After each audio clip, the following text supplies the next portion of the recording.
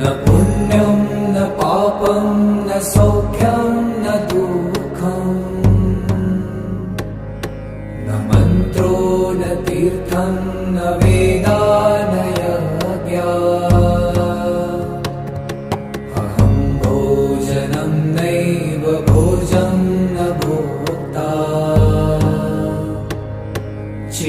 चिदानन्दरूप शिवोऽहं शिवोऽहम्